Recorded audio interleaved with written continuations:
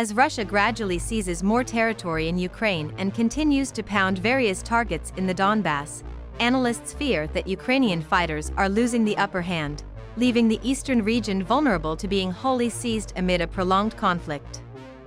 That move away from Ukraine's capital city of Kyiv, as well as other strategic failures by Russia's forces during the initial phase of the conflict, gave Ukraine's leadership and fighters a big morale boost, and there was optimism among Western allies that perhaps Ukraine could even win this war against its more powerful neighbor.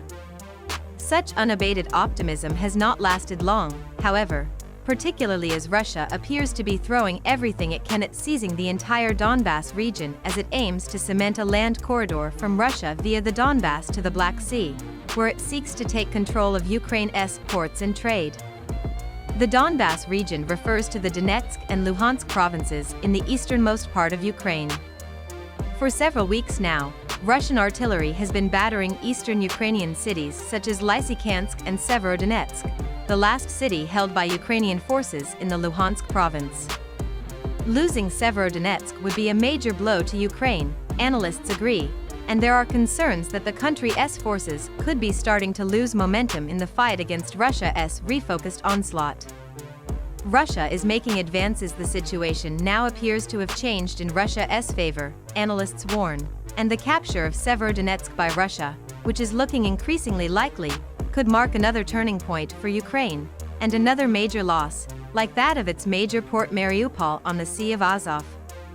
Russia is making incremental advances and is now reportedly controlling most of the strategic city of Severodonetsk, although heavy fighting is continuing in the area, Andreas Tursa, Central and Eastern Europe advisor at Teneo Intelligence, said in a note last week.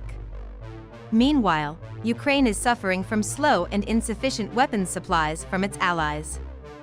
Alberg said there was still the possibility that the Russian line will collapse somewhere and they'll have to pull troops out of the Severodonetsk front and push them toward the north, toward Kharkiv or Kherson. But what made this inflection point of the invasion dangerous was that Russia was now throwing everything it has at fully occupying the region. Alberg added that he has real fears that if Ukraine can collapse parts of the Russian line and start pushing them back, and force Russia into an even further reduced territorial ambition, that we may see some sort of semi-permanent frozen conflict that lasts a decade or more.